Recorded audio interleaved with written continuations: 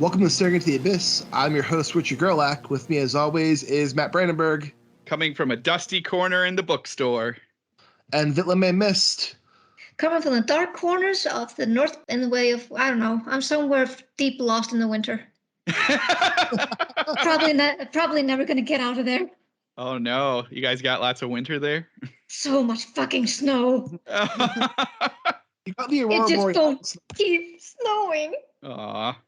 Yeah, we're getting snow tomorrow, and yesterday we had 70-degree weather, so it's not as, I will not compare because at least we had that 70-degree weather, but yeah, it never seems to snow or stop. I don't think we're gonna get to see our grass until May. Oh my gosh, that's crazy. Yep. Yeah, we have 60-degree weather right now, and then tomorrow it's down to 58. By Friday, it's 49. Climate change. Yay. No. No. We actually surprisingly haven't had a lot of snow this winter. I thought we'd have more. We didn't have that much snow in January, but February has been fucking awful. Yeah, that was about us. The middle of January to 2 weeks ago, it was all snow here in Michigan. It's just but we've had like I probably would describe it as hurricane level blizzards. Yeesh. Oh, wow. About, I think, how many have we had? I think about 10 just in February. That is crazy pants. Yeah. It's like there's this one person who works who works in the same company as I do. He lives in a place called Selfoss, which is about maybe 45 minutes away from the capital. And he always has to he drives from there to work, and he has to go up this huge hill. And because the weather has been so fucking bad, the roads there have been closed. So he hasn't been able to get to work for like 3 weeks. Oh my gosh. That is wild. Yep. I agree. Well, welcome to Weather Talk. I mean, we could also have a missing child talk when we get to For Emmy. Oh, this is true. So I don't know which is more fun for people. Well, you know what I think is going to be a lot of fun for a lot of people? What is that? The Batman. Oh, yeah? I saw it last Thursday, and it was pretty fucking awesome. Yeah? Worth its 3 hours? Honestly, it feels like an hour, 40-minute movie. Like, it goes by that fast, or it feels like they could have trimmed it? Oh, it goes by super fast. Okay, nice. And but at the same time, it reminds me of like Vitlame when you say movies in Iceland have an intermission, even when they're like an hour, 30 minutes long. Yeah. Like, they can't even give us an intermission on a 3-hour movie here. It's just so crazy. You think they could? It's so weird. Like you think they would, and like I mean they would profit so much from it. Yeah. It's not like it's a reel anymore. I'm assuming it's all digital, so they literally just gotta hit pause and then let people go get something to eat and then hit play. And imagine all the concessions they could sell during intermission as well. Yeah. Oh man, it'd be perfect. And also just, think of the people with tiny bladders. Right? Yeah. Especially with the movie like the Batman where something is happening in every scene. Like they're not putting bathrooms in the theater, so let's intermission so I don't miss anything. Yeah. Yeah. I'm not gonna pee in a cup. That just isn't right. I mean, you could, but it's probably frowned upon. It's probably frowned upon. Especially in a quiet part where you just hear tinkling.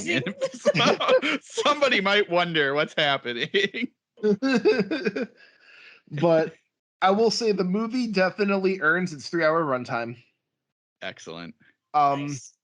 It's pretty much 7, but with Batman. Oh. I like that. So it's like it's more a psychological thriller than a superhero movie. Yeah, and Batman's doing a lot more detective work than he is in other Batman movies. I mean, yeah, that's what I liked about Batman. That being said, this is Batman year 2 of doing Batman. So he's still a newbie. Of course. It's politics are kind of odd. I won't really get into that until we have like a deeper discussion on the movie, if we even do. I need to know one thing though. Yes. Is there a death scene with the parents? No. Oh my god, really? Wow. Yes. It's That gonna be is like what, the amazing. first Batman to do that? But the movie does deal with the death of his parents, but it's a Batman story, so it kind of has to. Yeah, I Yeah. mean, But he's you not don't without trauma. you Yeah. don't die. There's no like flashback where you see the gun being shot and the Oh pearl my god. breaking and the pearls are bouncing off the ground. I love that. Oh my god, I love that. Nobody's saying dance with the devil in a pale moonlight. No, nobody's saying. Martha! And one thing I thought was kind of funny about this movie is like Robert Pattinson's Batman. No one calls him Batman in the movie. What did I call Really? him? They refer to him as Vengeance. Like every Oh. time, like he like what like there's a new movie. He's like, "What's your name?" And he's like, "I am Vengeance." So they're just gonna run with it. They're like, oh, okay. Yeah. It becomes kind of like a little joke in the movie too, where like he goes to talk to the Penguin, and the Penguin is like, "What's up, Vengeance boy?" Yeah. How is Zoe Kravitz? Because I generally don't like her. Really, she's great in this movie. I thought. Okay. I don't know. There's just something about her. It's like you have this kind of actors or actors that you just look at them, you're like, nah, I don't like you. And if people ask you why, and you're like, I don't know, I just don't like you. Do I actually have a reason? No, I don't have to have a reason. This is a spoiler. In like 3, 2, 1, there is like a romance between Catwoman and Batman in the movie, and the characters don't really have the chemistry. And that's like one of my criticisms about the movie. It's not a perfect movie. There are flaws. Yeah. But for a 3-hour movie, it goes by really fast. That's cool. Does it seem like he'll do another one? If they're setting up a trilogy, and Of course. they have announced 2 HBO spin-off series. Oh wow. Okay. So I can tell you the first series is going to focus on the Penguin. Yeah, that makes sense. It's starring Colin Farrell. Whoa, that's good. And it's going to focus on the Penguin's kind of rise as a crime boss. It's gonna show him trying to become the mayor. Oh, I hope they don't try to put him in a positive light like they're doing with the Disney fucking movies. I don't think they're going to. He's a pretty big scumbag in this movie. Okay, but does he eat raw fish? Whenever there's like a villain and you put the villain in the main setting, you're like, are you gonna make him good? Yeah. Are you gonna make us empathize with him? I mean, in the movie, he's running a club that's a front for drug dealing, and he's also trying to get a one-up on the Falcone, so he can become the crime boss. Cool. So it's just kind of show his rise as a crime boss in Gotham. He's pretty much of a scumbag in this movie, so I don't really see them making him sympathetic. And the other series hasn't been announced, but I think it might deal with either Arkham Asylum or Gotham PD. Ooh. Oh, well, that'd be cool. I really liked the comic Gotham Central. That was fun. And in this movie, Gotham is a fucking hellhole. Like, it's like hell on earth. It's like everything's awful. Like, nobody wants to live there. There's crime everywhere. It's a complete shithole. So basically, they were just playing the Batman Arkham video games. They're like, okay, we can bring that to the screen. Yeah, pretty much. They didn't want to give anyone neon guns. Yeah. And the main plot is pretty much there is a serial killer who calls himself the Riddler, and he's targeting people within Gotham's government. Cool. And with each death, or I should say each murder, and the murder scenes are brutal, with each murder, he leaves the body and he leaves a card that's addressed to Batman. And in the card is a riddle. And every time they solve the riddle, all these like documents get leaked to the media that show like how corrupt and awful this person was, and how the person was lying to the public, and how they deserve to die. And with each riddle they solve, more information is getting leaked to the news and the public that makes the city on the verge of like anarchy. So like as they're trying to catch a Riddler and solve these crimes, the city's being pushed inch and inch further to like complete chaos. That sounds like fun. Yeah, I mean, I really like the idea of putting, creating the Riddler as a serial killer, because why wouldn't they? It's a guy who likes riddles. I mean, what serial killer doesn't like that? And his murder scenes are pretty brutal. Paul Dano was amazing as the character. Like, I love that guy.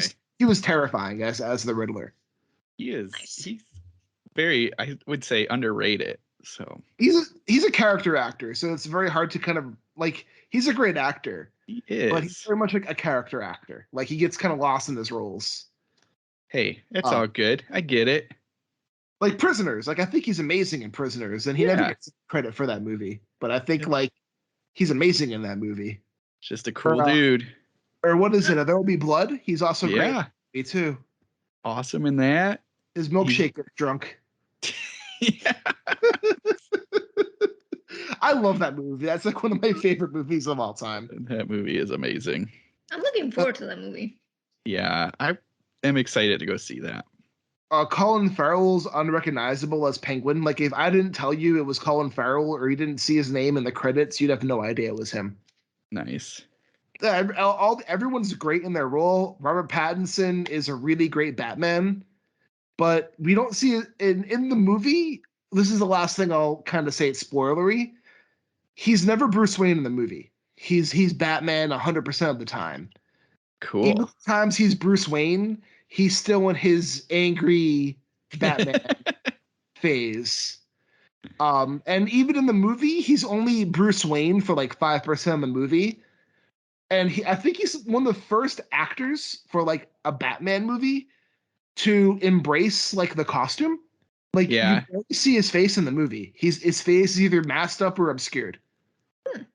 I like that because I get and now I haven't seen any of our Snyder movies, so I cannot speak for those. But in all the other ones, it seemed like they focused mostly on Bruce Wayne, and then they just gave you a bit of Batman until like the ends. Usually, the end of the movie, he was always Batman in those. But like, I like that option because we know Batman in our world. He is somebody we all know, so we don't need to see, like you've asked, we don't need to see his parents get killed. We don't need to see him prancing around as Bruce Wayne. We need to see a Batman. That's what I want to see. I don't need to see him at board meetings or doing, I don't know, driving cars or whatever. I don't need to see that. I want to see him punching people and being all funny. Oh, the Batmobile in this movie is pretty fucking sick also. It looks pretty rad. I was looking at the Legos for it, and I almost bought them. Like an old school Mustang, you just put a fucking jet engine on the back. That's what you got to do. But yeah, the movie's also a lot more detective work than like action scenes as well, but there are action scenes. And the fights are pretty brutal. Like he doesn't kill people, but he definitely like incapacitates people.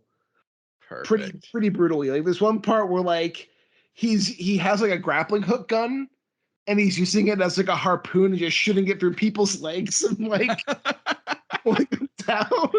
Okay, he's a man of my heart. This is something I would do. That's totally what I would do. I mean, my D&D character does that. Oh man, I was playing Pathfinder yesterday, and I just made a new character in Pathfinder who was like this badass archer, and he had all these traits to be like to legit just cause tons of havoc. And we got to our first encounter, and I failed almost all my checks every single time. And I'm just like, what the fuck? Yeah, that usually happens with me. It's like my character's usually good with interactions and doing detective work, but when it comes to actual fighting, my God, I roll so bad. I made my character for fighting, and then the dice were just against me. Yes, I was like, you motherfuckers. It's always the way. It's always like that with me. They're always designed for fighting. Like my character's the strongest one in my campaign, and I'm like, I suck at fighting. Mine's the crazy one. I like get us in trouble because I try to collect body parts or pieces or bodies to sell. So we always end up like we're almost out of a battle, and I'm like, oh, there's this cool thing that just died. I'm gonna go collect it, and then these other things start attacking us, and so then all my friends come to save me, and I'm like, guys, this is great for the taco truck. So I'm suspecting you're either a necromancer or a druid. nope, I was just a crazy ranger. Jesus. Well, I'm from another like plane, so I don't know the ways of this plane. So I'm collecting. I collected a spider leg and some frog eyes. You're collecting specimens. Yeah, exactly. Like a serial killer. I taught the dragons, saying they would be great for my taco truck. It's all good fun. Bottom line is, we listeners just play D&D. It's fucking fun. You'll have so much fun. And I will say, if you get the chance, definitely see the Batman, because it's a fun movie. It'll be on HBO Max April 19th if you want to wait. Oh, it will? Okay. Yeah. April 19th, it'll be on HBO Max. At least then you can pause it. Yeah. You can see when you want to. You have autonomy of the movie, not the movie has autonomy for you. Yep. Or they don't. They made that choice. HBO Max was like, the pause button does not work. Like, no. But one thing I will say about the movie is I think Robert Pattinson's going to win a lot of people over, because I feel like not many people paid attention to him as an actor after Twilight, especially because he did a bunch of like indie dramas and stuff. Yeah. True. But he's a really great actor. And I think this movie's going to show that to a lot of people. I think basically, if they can go past the roles that they're stuck with, people are just really surprised that they can act. It's the same with Daniel Radcliffe. I mean, he is an amazing actor. Oh yeah, he's fantastic. And he's also in part of his career, he doesn't give a fuck. He'll take any role. Yep. Like, I mean, he played a fucking corpse. Right. Or you want to put me in a movie where you attach guns to my hands? Sure, why not? Have you seen Guns Akimbo? Yes, it's so much fun. The movie's hilarious. It's so much fun. So yeah, he's just like, I'm going to do what I want. Yep. And I will say the other thing for this week is I started reading Sundial by Catriona Ward. I don't think I know this one. That's the latest one. That's her latest one. It's her follow-up to Last House on Needless Street. It's a lot different from Last House on Needless Street, but she still kind of is doing a similar, like... You can't trust the narrator. Yeah, and there's two narrators in this one, and there's so much between the lines that's like you're not being told the full information of what's going on. So it uses the kind of same gimmick she was using in that book, but it's another like it's a page turner. Like it's a book that's really hard to put down. I'll probably have it done by next podcast. Nice.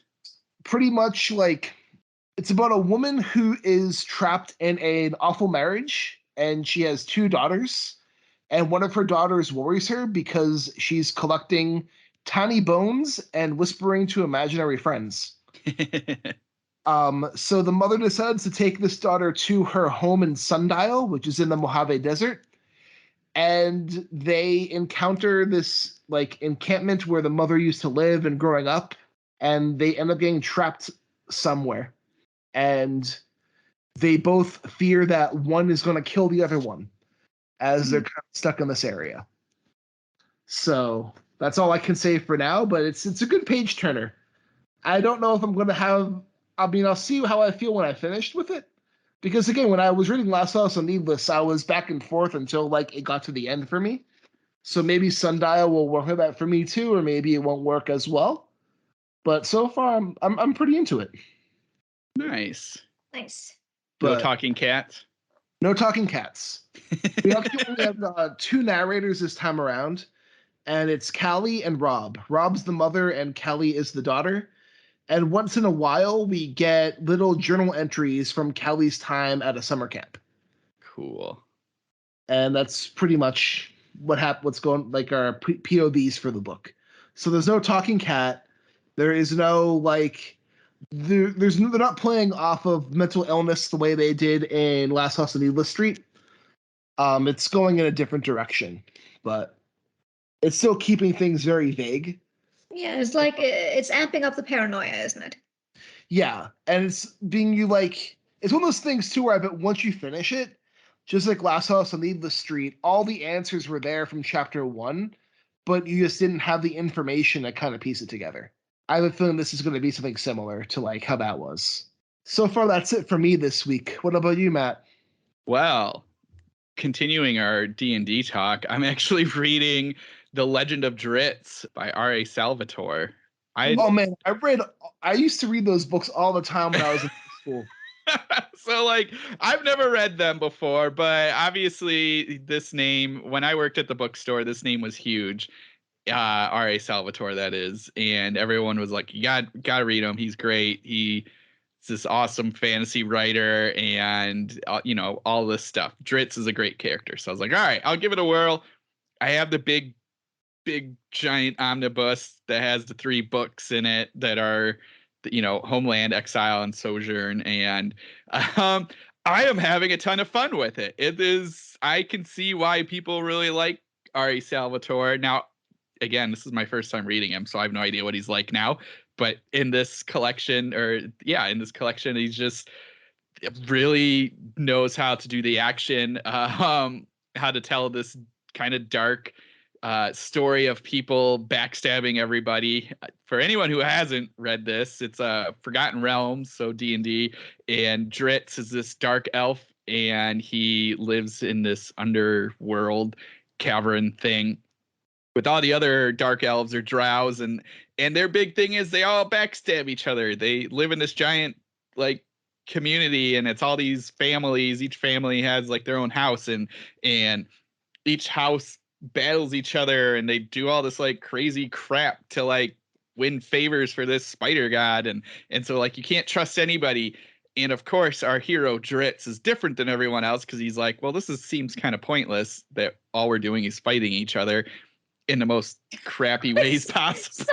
He sounds like just the the little people that are like doing this right now. They're like, why bother? Yeah, that's exactly. He's just like, well, this is dumb because like there's something much bigger in the world, and all we're doing is fighting for this little, favor of this spider god that nobody's seen. So he's so that's kind of the story, but it's just this really neat like look, and it's a lot darker than I expected, not just because you have all the backstabbing and all this like, we're gonna be best friends and then I'm gonna cut you, or we're gonna poison this family member, or we're gonna like sacrifice this person just because, like the basis is you can only have 3 males in a house, and so like Dritz was the 3rd, so they were gonna sacrifice him as a baby, but then the other brother killed the other brother, so he was going to be the 2nd.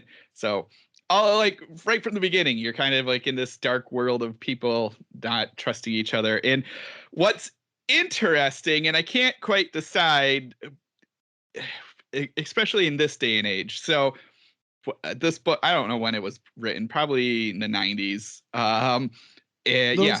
That was something in the 90s or like late 80s. Late 80s ish. That makes sense. So the concept of this society is that like the females are the leads, and then the males are subordinate to the females, which is, you would think is, hey, this is kind of a cool concept. However, and this is where I'm like, I wonder if how much this would fly today, is that all the females in this book are like written to be like the worst of humanity. So they're the ones that are kind of leading all this backstabbing against each other, and they don't like, and it's not even just them against the males, it's them against each other. There's never like any niceness between them. So even like the ones in charge are in charge because they like sold each other out, or they would say I'm a friend and then turn around and do something bad to win the favor and then put this person down. So it's just very like, who hurt Salvatore? Yeah, I know. And that's like where I'm like, it's a very fun book, but I'm reading it through today's eyes, and I'm like, man, he's not putting these women in like a nice light. Like even just like, I mean, I I mean, it's hard to say this. Yeah.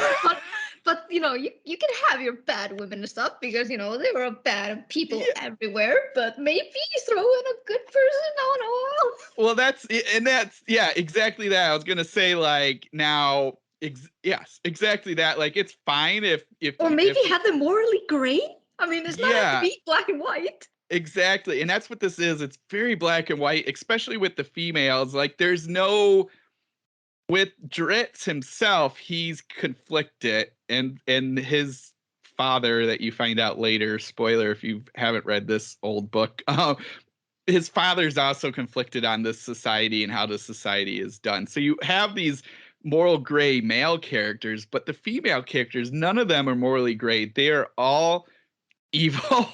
And all are doing everything they can to be evil, to like super villainy evil level. And I'm fine with that, but like give exactly what you said, give us like one or two that are kind of like, hey, I'm, like maybe we partner up and maybe we go against this other group and like give us something instead of having them everything they say, every line of dialogue coming from the females are evil and like I should kill you and I'm gonna whip you and all this stuff, and you're kind of like, I think they're interesting, but I would love if you, like you said, if we had just a little bit of a something to give us like a things that we can see like, okay, there are women in charge that, hey, aren't so super villainy, cartoony, evil, that like are doing things. A great example, and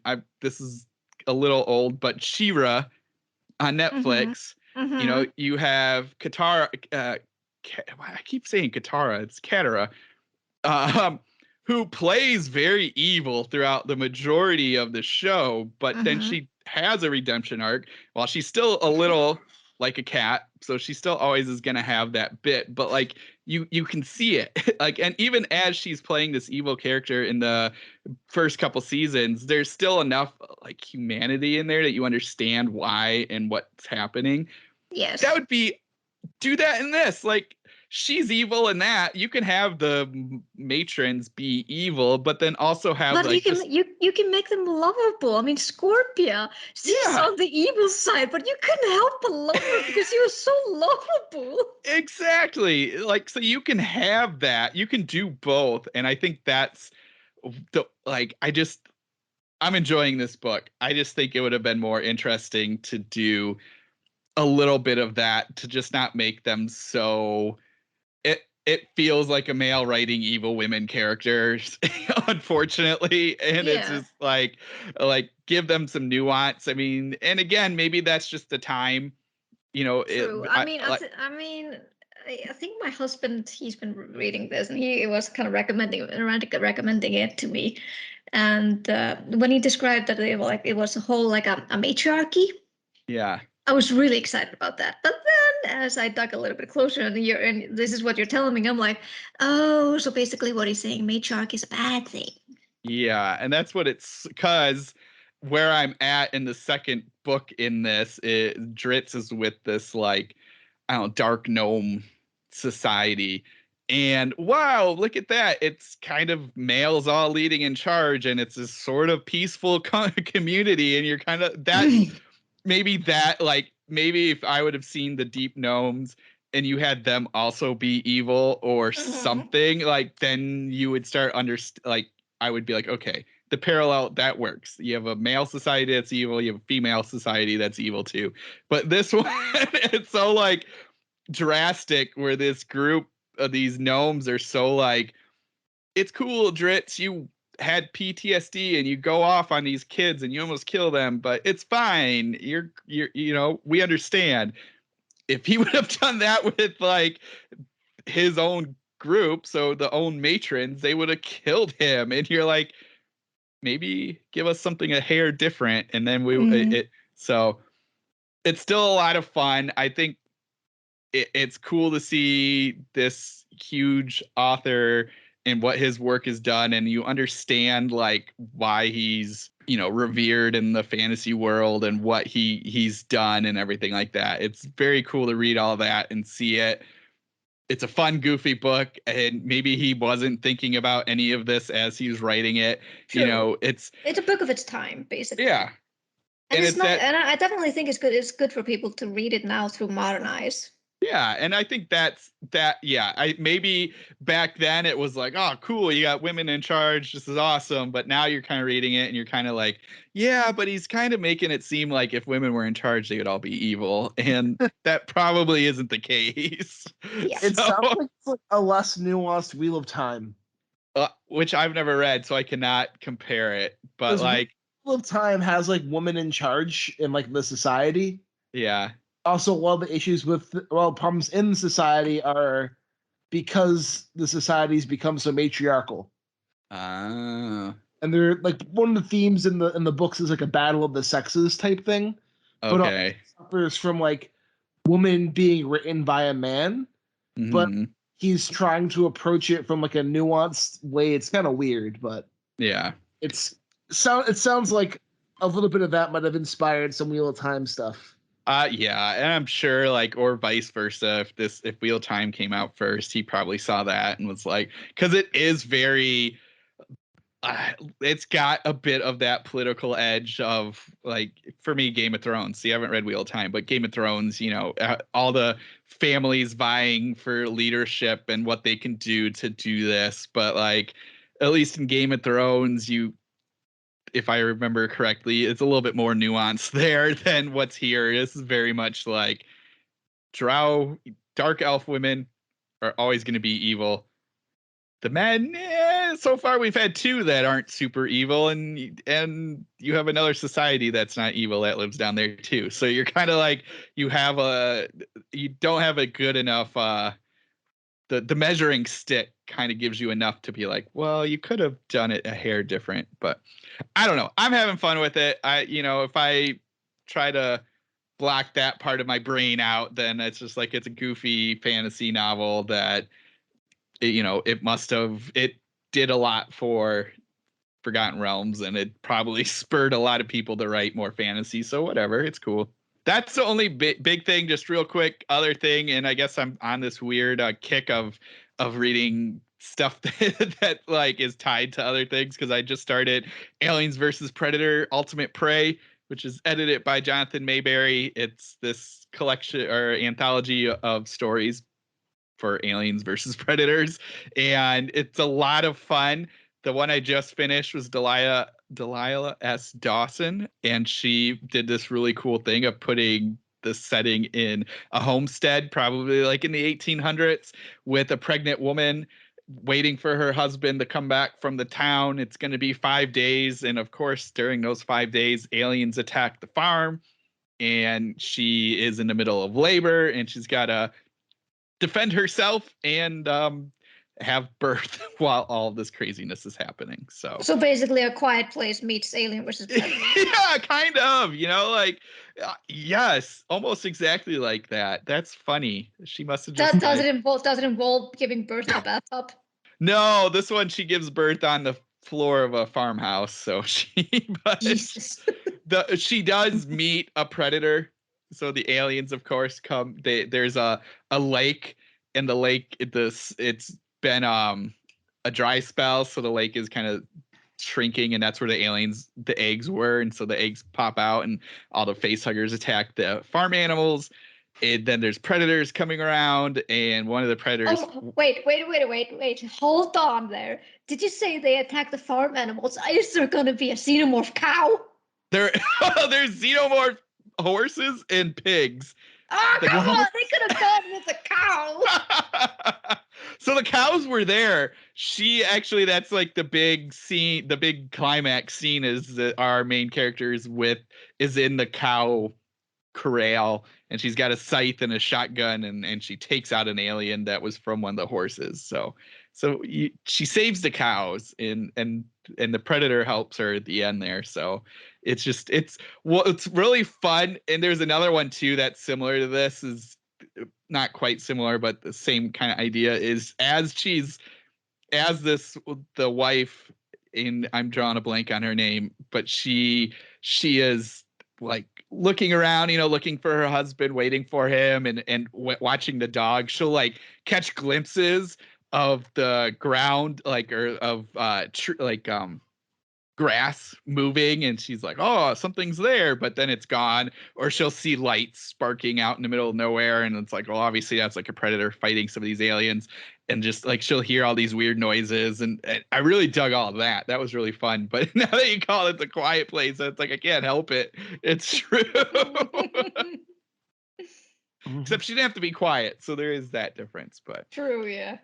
It's a lot of fun. It literally just came out last week, and I'm enjoying it. There's a lot. It's just fun to see what people can do with it, and it's aliens versus predators, so can never go wrong with that stuff. Oh yeah, definitely. Yeah. It's always a fun time. Exactly. Although those movies are pretty terrible. Yeah, we'll forget those when I'm pretty sure that book is going to be a good one. Yes. And Jonathan Mayberry tends to put together good anthologies. Yes, he does. He seems to have fun with it. He actually wrote a story in here with one of the actors from, gosh, what movie was it? I think it was the Predators movie. So the one that came out in 2010, I think the Robert Rodriguez one. Yeah, with Topher Grace and Adrian Brody. Yeah, that one. No, I can't remember who it is. The names, I don't have the book in front of me. Otherwise, I would tell you. But it's none of the bigger names that I recognize. But it was a character in that he really liked. So he was like, I want to write a story with you. And the guy said, sure. So there's an alien anthology that Mayberry edited called Bug Hunt. Yes. And I have it on my Audible, I think. Brian Keene has a story in there where I think Stephen Kozanowski is officially in part of Alien canon now. That's amazing. Yeah. That's so awesome. So that's it for me. All right, Vitlame, what about you? Well, because my toe is broken, I haven't been able to leave the fucking house. Wait. Your toe is broken? Yes, I broke my toe last Tuesday. Oh my God, what did you do? I was lifting weights, and as I was putting the weights down and getting up to my feet, I slammed my foot on the weight.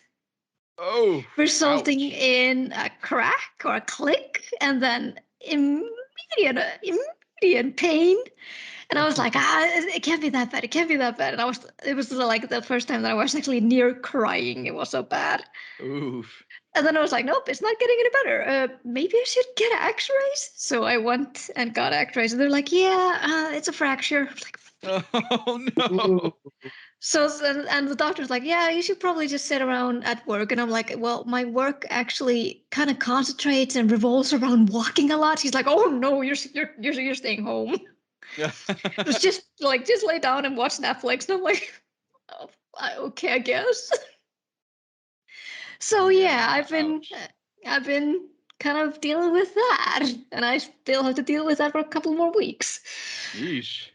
So I had a lot of time on my hand, and I've been watching a lot of shit. I discovered that Disney Plus actually had the first 2 seasons of What We Do in the Shadows. Oh wow, that's so funny. I love that show.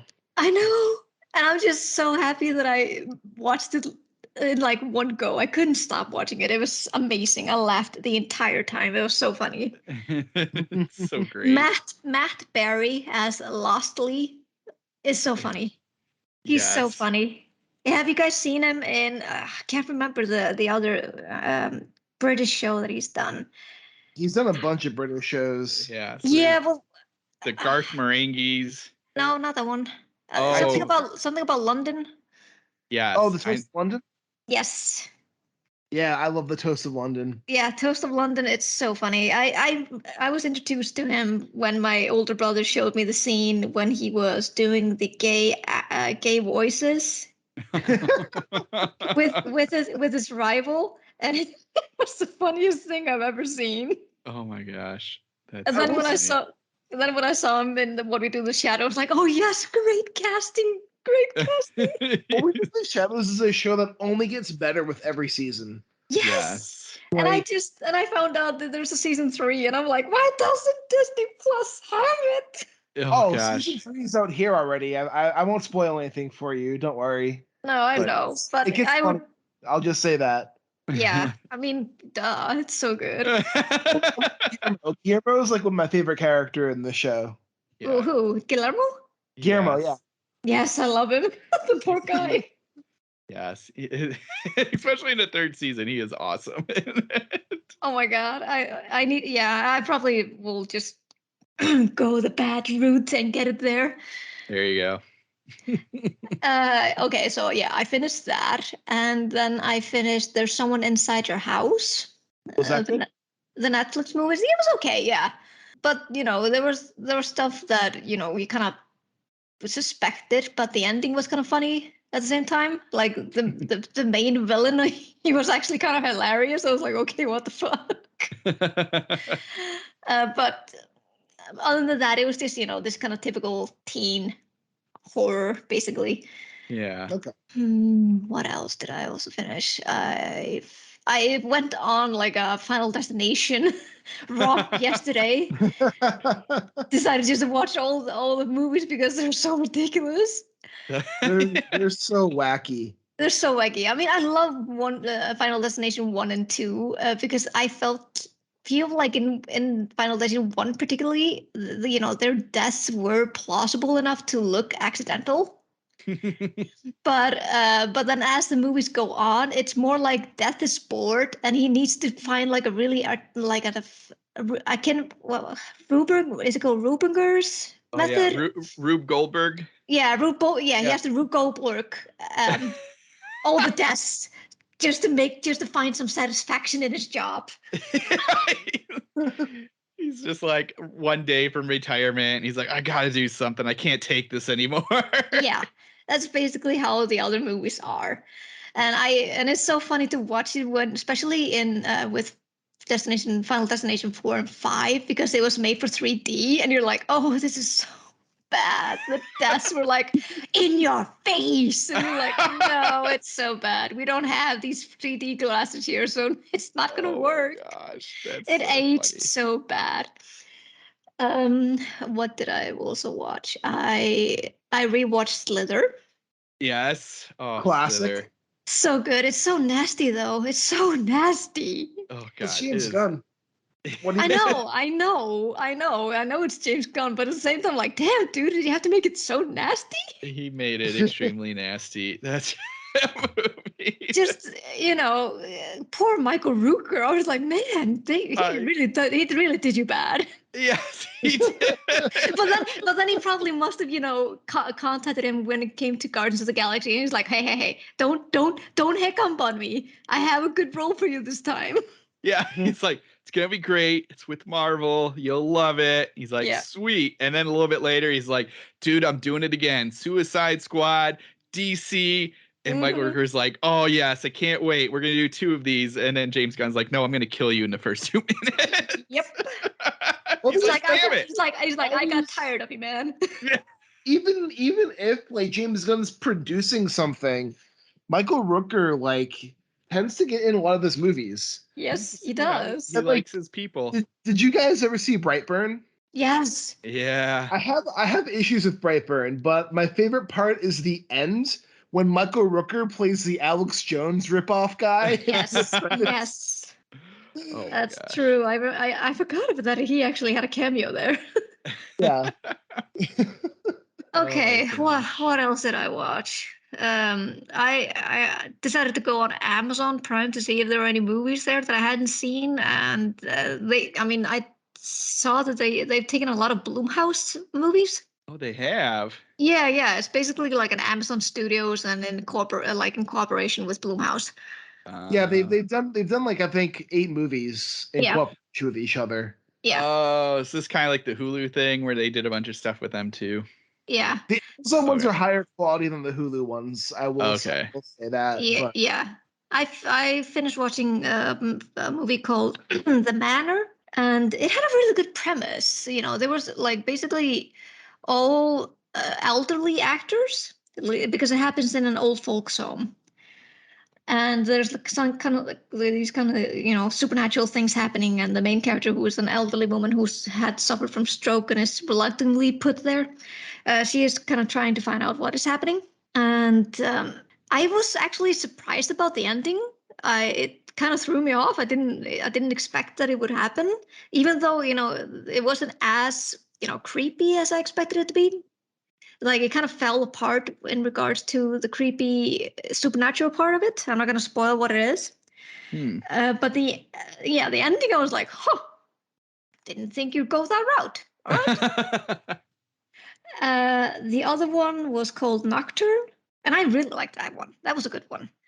It's about this girl whose twin sister is basically better at everything than her. And they both have this passion for piano, like piano playing. But the main character, who is, the inferior one, she's, really jealous of her twin sister. And she decides to make a deal with the devil to sabotage everything for her sister and become better than her. But of course, any deals with the devil, there are two-thing ways, so it doesn't end happily for her. I'm gonna pull it out because we've been talking about the last 4 weeks. Futurama, Robot Devil, Fry in his hands. Yep. Is it like that? Well, yeah, but picture it a lot more like a good imagery thing, though. Okay. Like the cinematography is really good there, and perfect. Like the use of music. They had a lot of classical music in there, and yeah, I really like this one. Do they have a piano battle at the end?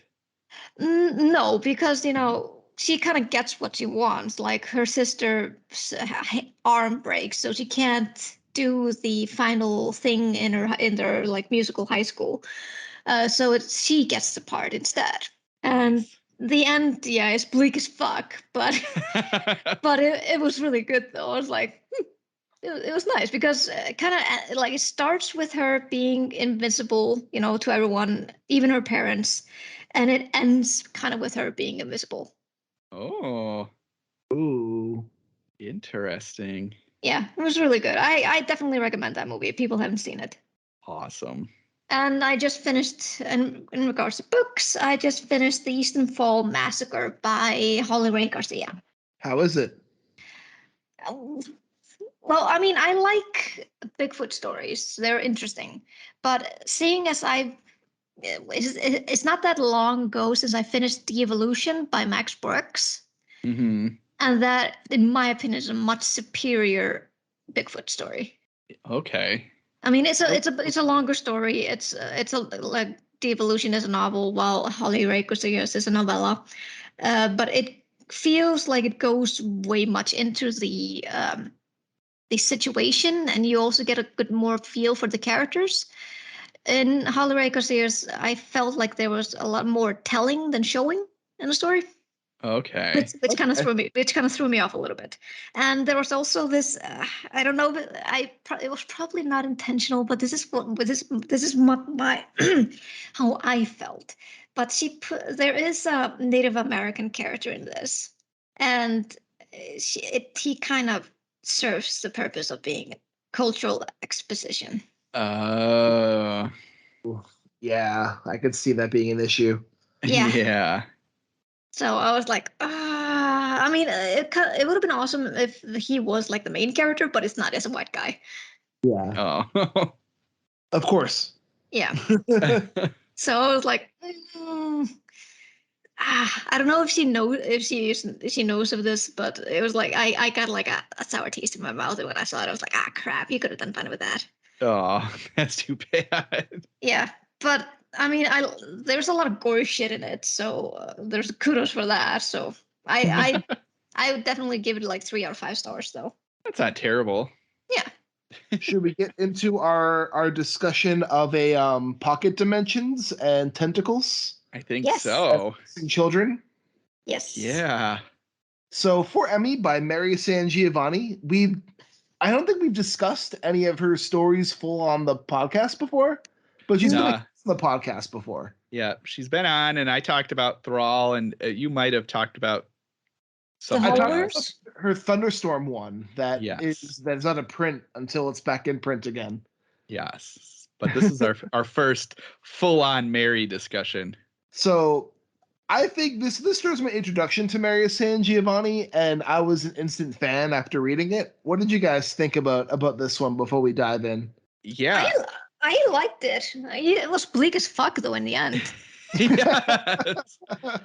What I really liked was the little tidbits about the missing persons cases. I really, really enjoyed that one. Yes. Yeah. That was super cool. What I liked too was just this it's a short book. It's a short Mhm. It's like 50 novella. pages. Yeah, so it's really fast. It was 50 Kindle pages. Yeah, so it's like nothing. But like what I loved is like the first half is this slow build up of what's happening where you're really ingrained into Dana and her father, which I'm drawing a blank on the name. Was it Paul? No, that was her husband. Frank? Jason was the husband. Frank. And the reason I'm for it because she doesn't. It's Dana's telling us the story, so she's not calling her dad any other name than her dad. So that's why I'm drawing a little bit of a blank. Doesn't matter, but like you get you get ingrained in their life after Emmy is gone, and that's not a spoiler. That's beginning of this book. You find out really quick that she's gone. So like you get the just that like that was so cool the way she did that for such a short book that you could get into this family and you can feel everything that's happening, and then you get into this her Mary's style and in her the creepy cosmic-y stuff, and it feels so natural because you've been living with this family in this bookstore for half the book. And so I love that a ton. And like Vitmay said, you get kind of near the beginning, you get these little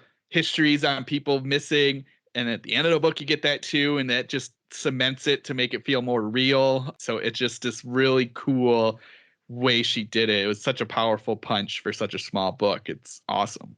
That's hard praise to follow. What do you think? Yeah, I just it's funny because like I was like, all right, I'll start it Friday night, and then I almost finished it, and then I finished it yesterday, and it was just like hooked, and you're like surprised at how fast it goes, and you're in it, and you're in this world, and you're believing that little kid could just disappear because of all these other people who disappeared too.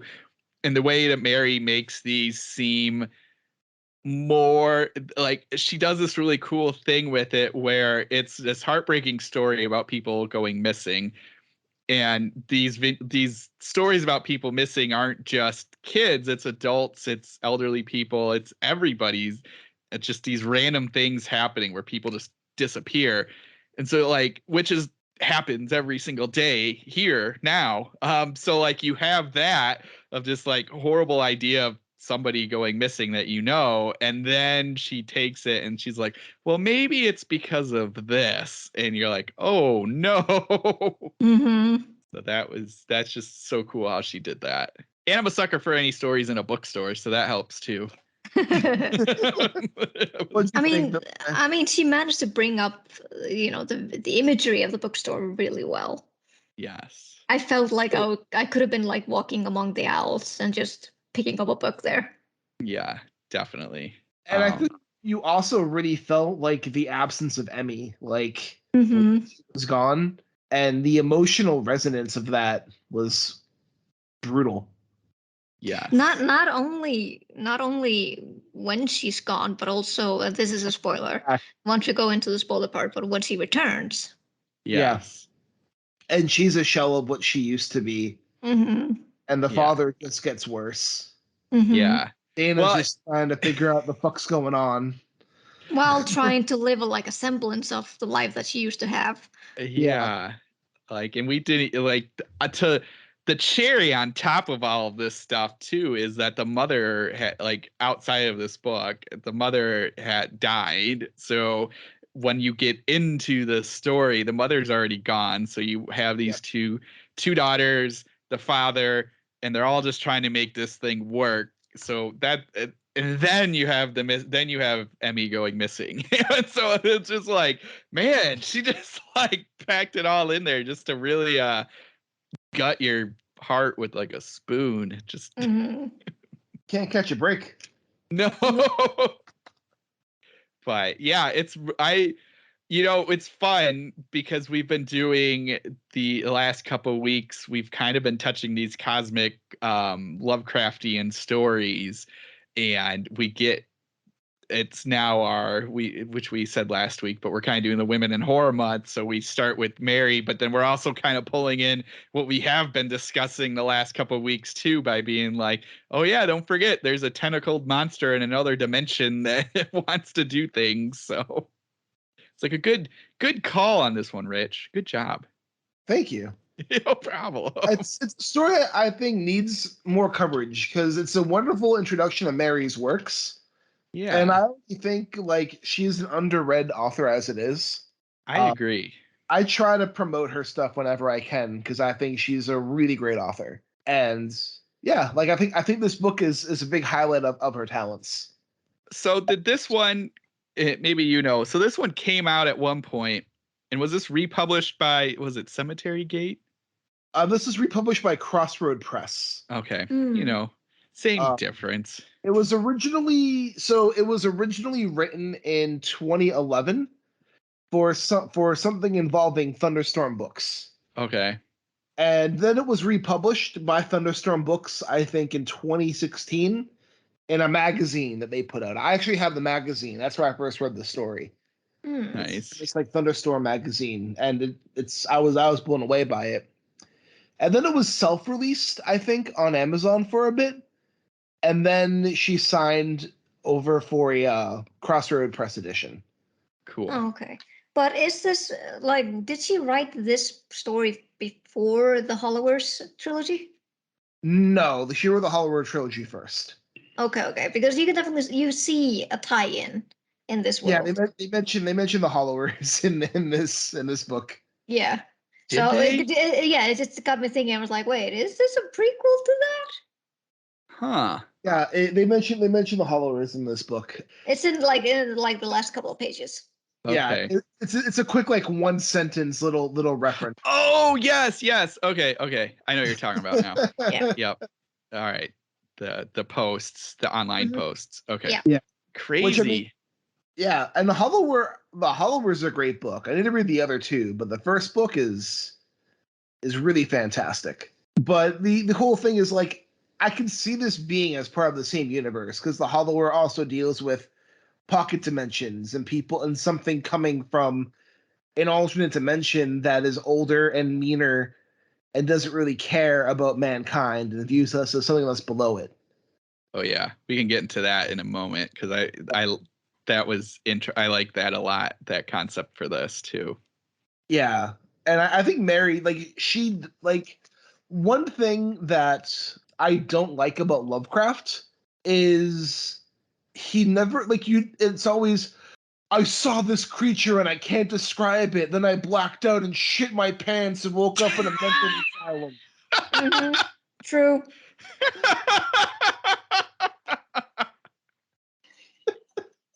Shit my pants. And then it's like 5 pages of Lovecraft describing the shit. And it doesn't describe the monster. Yeah.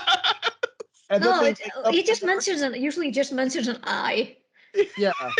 And then they wake up and they're in a mental hospital and they're like, I can't even explain the things I've seen or the smells I've smelt. Yeah. But let me tell you what I did in my pants. And they're like, no, not again. Not again.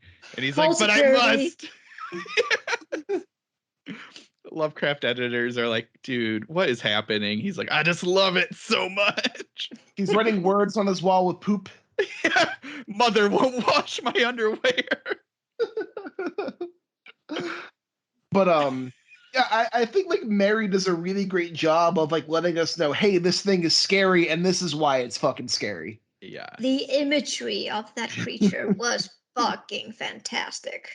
Yeah, no, that was awesome. Or even the drawing when we get into that in a second the drawing that Emmy does. I was like, Mhm. this is horrifying, and I love it. I Yeah. love one thing to rewind a bit. One of the things I love is like when Emmy's doing a drawing of her family and then just starts coloring it all red and like Yes. everyone's dead and bleeding everywhere. Oh my Yep, that was like, oh no, that's not good. And she's like doing it with not a facial expression or anything, and you're like, okay, you need to talk to your kid. Yeah. It's like you need to put more effort in your therapy, man. Right.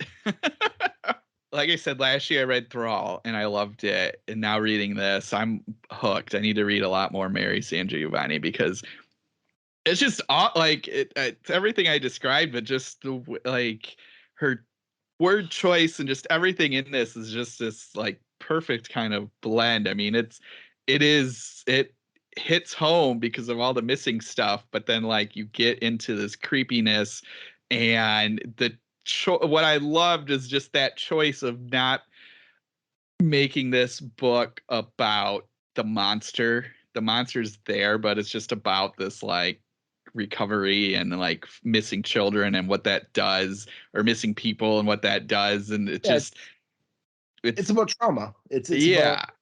about trying to recover from trauma and how like you can't recover from trauma sometimes. Yes, exactly. And you have to learn how to live with it and not let it control you. It's basically trauma horror mixed in with cosmic horror. Yes. Yeah. And I think that's something Mary does really well, because a lot of her stories are about like broken people and damaged people. I like that. And she ties that in with a cosmic horror bend. Yeah.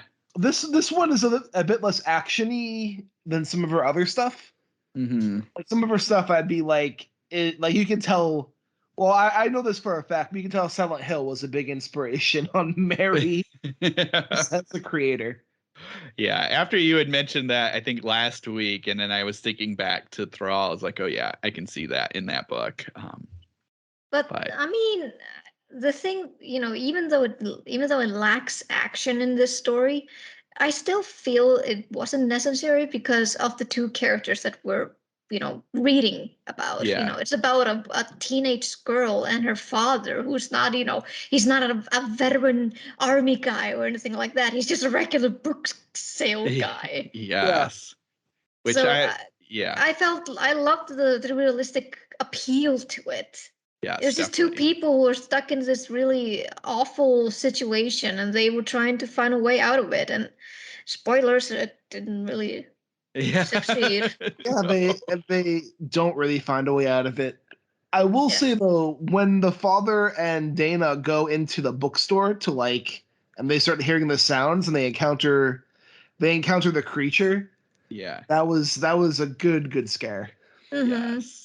That was cool. It's just like tentacle with like spikes popping out of it. Yeah.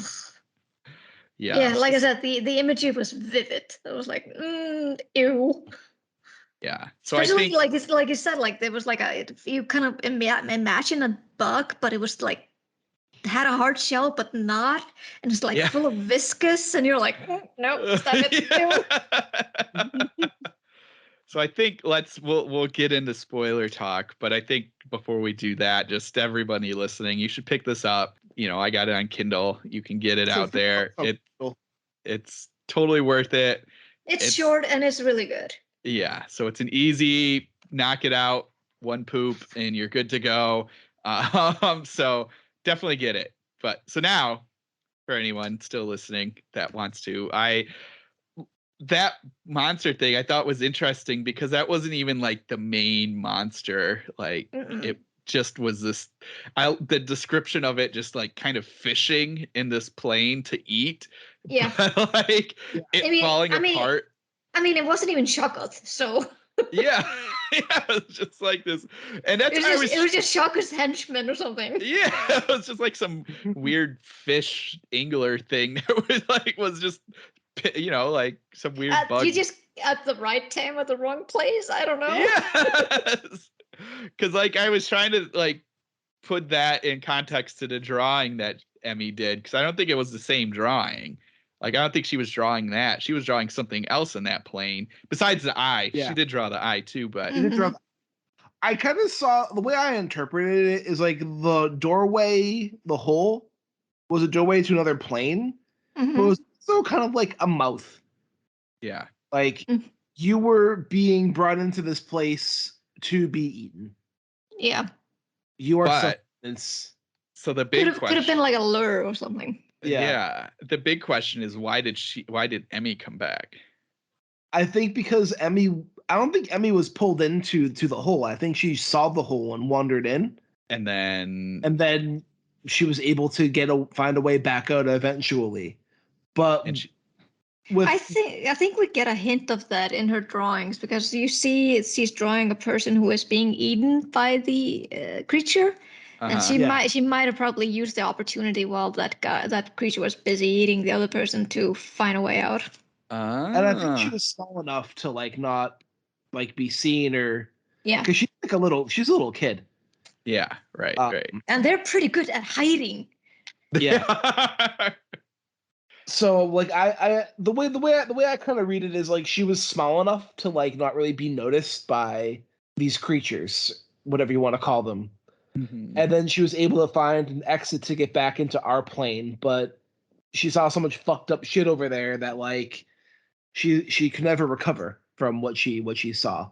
Yeah, because that's what I was trying to figure. Like by the time we get to what she does at the very, very end, up until that point, I was thinking that something had gotten into her because of just the way she was acting and watching everything and the drawings and everything. It was just seemed to me like they got into her, but then at the end when she commits suicide, I was kind of like, okay, well, maybe they didn't get into her.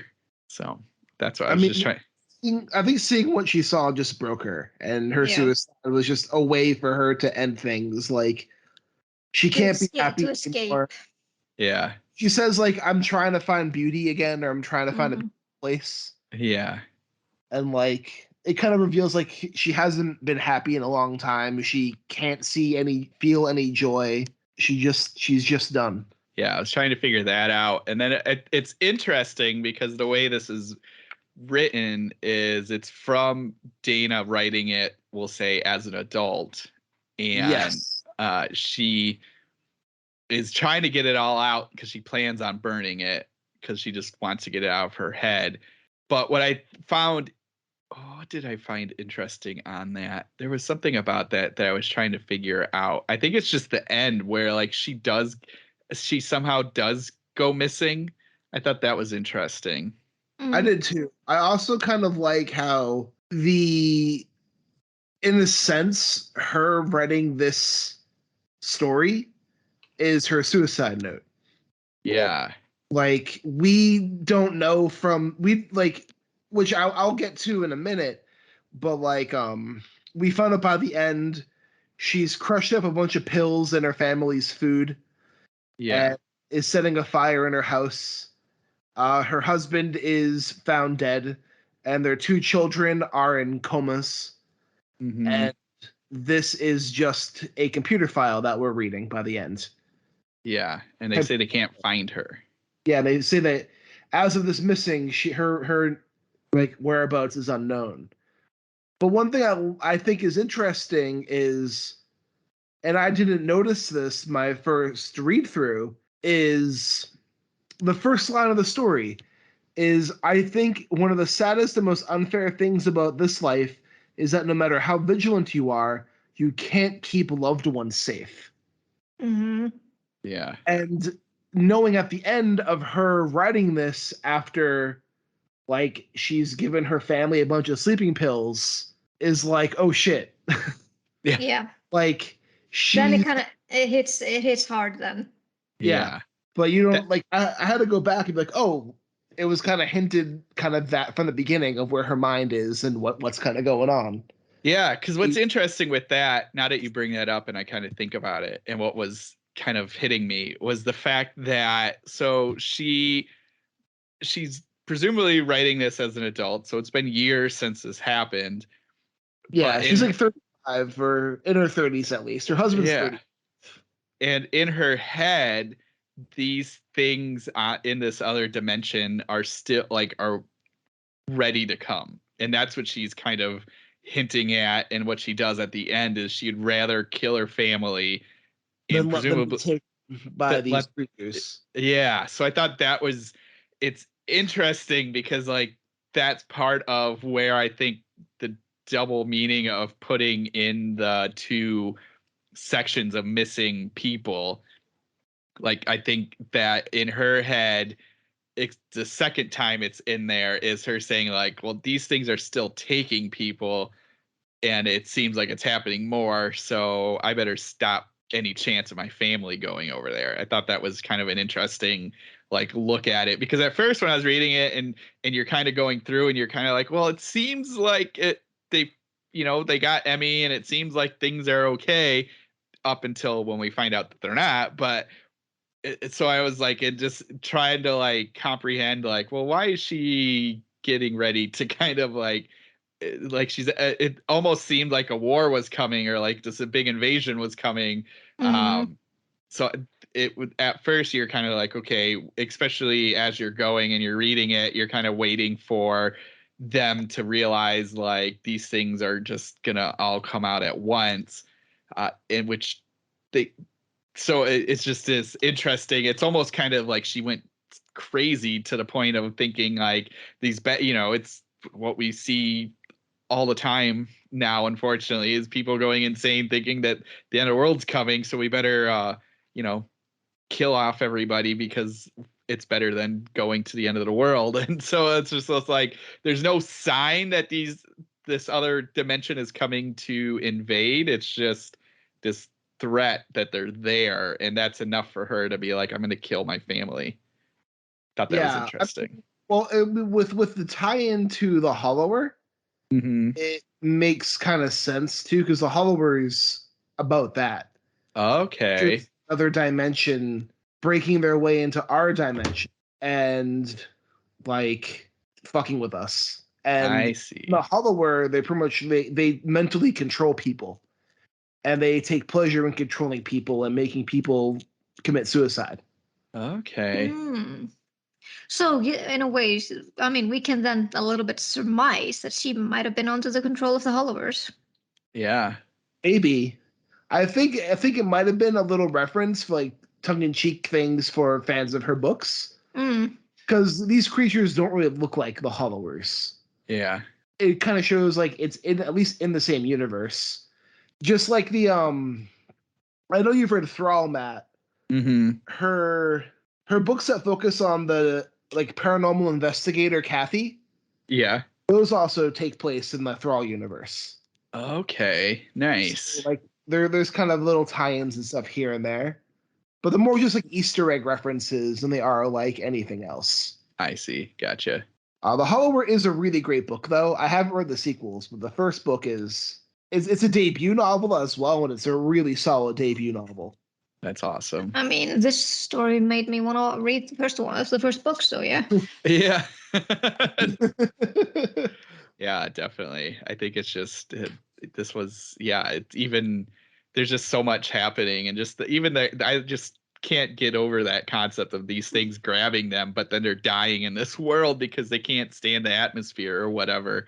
And I think that's such a neat idea of like these things are still attacking us, but they're dying at the same time while they're here. I think that's a really cool idea. They're fishing for us, and then trying to get back into their world before our atmosphere causes them too much damage.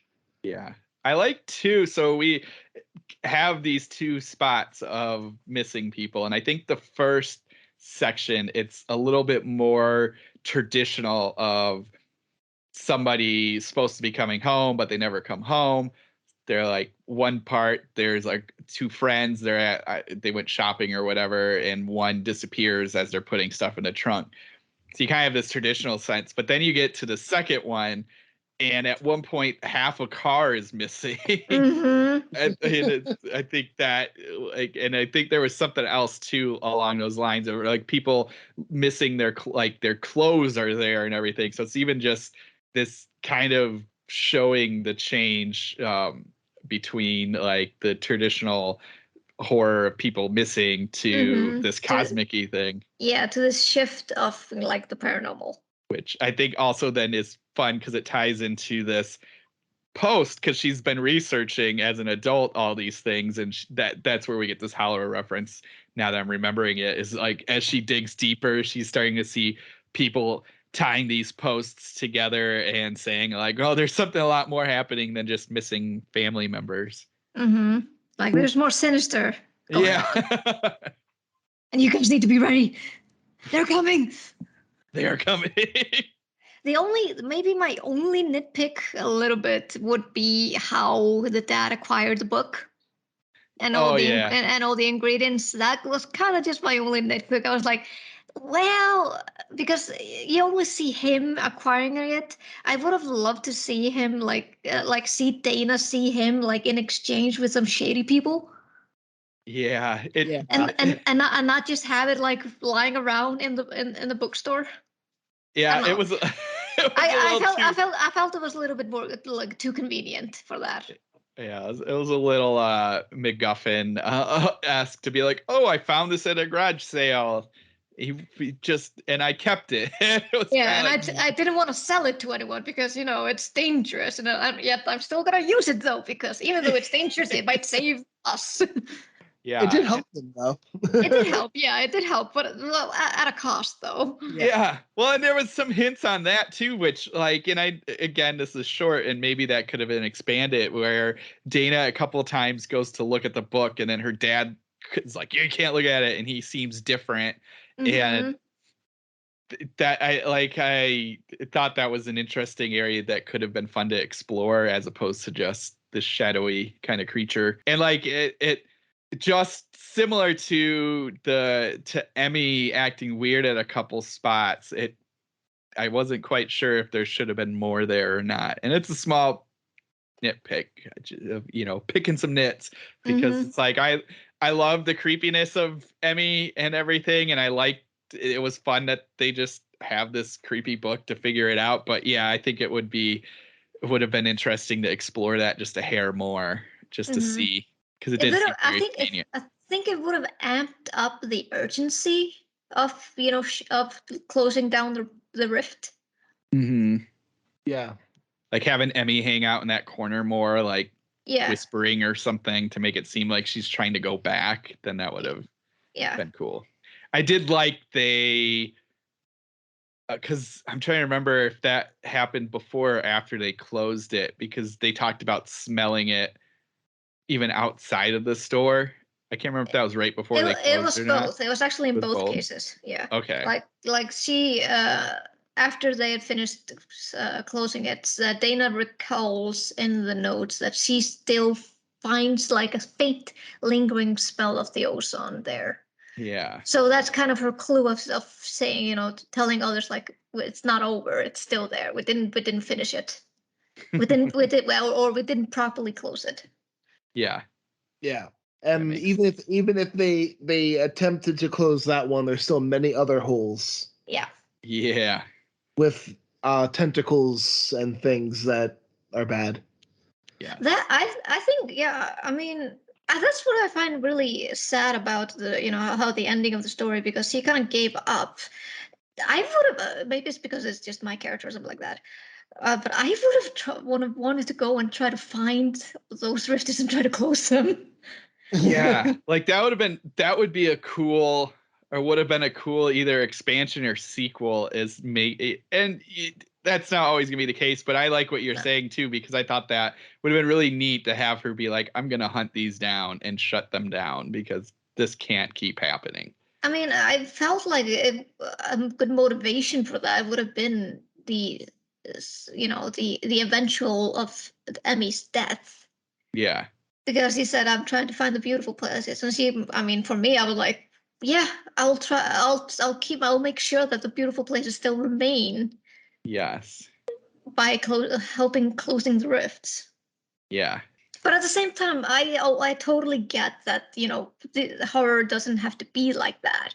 Horror is like, it's usually never a happy ever after, like she mentioned in the story. And I do like this ending as well, as bleak as it was. But like I said, I like, toying with this kind of thought that this would have been actually a lot cooler if she went ahead and, go on a vengeance. Yeah, vengeance. Vengeance. Yeah, that would have been fun. I think yeah. I think I like the ending a lot. I think it would have been fun too, just to see a vengeance thing and this cool going to close them all and something bigger happening. But I think the ending we have is still really awesome. So no complaints on my end. Yeah. Yeah, I think it's a great, like, I guess it's a novelette, a novella. Mm-hmm. Yeah. I just think it's a really great story. I mean, it packs a lot in such short pages. Well, I am glad that you guys both enjoyed this book. I really did, yeah. It was a blast. We should probably cover some more of Mary's stuff on this podcast. I'd be down for that. Yeah, me, definitely. Definitely. I don't know. Ever since I first read her, I've been telling people to read her stuff. Like, I'll continue that because she's just a wonderful writer. Yes, But, yes, she is. Yeah, this book is very bleak and it's very sad, and a lot of her stuff is really bleak too. Like, you don't see many happy endings in Mary's books. Even if the good guys win, the good guys don't win undamaged. Let me Yeah. I'm excited for next week as well because What are we doing next week? Laurel Hightower is going to be on the podcast. Oh. And we're going to be talking about sad because I don't get to be there. We're going to be talking about her new book, Below, and we can get Laurel back so you can be on an episode with her, Vitlame. Yay! Yes.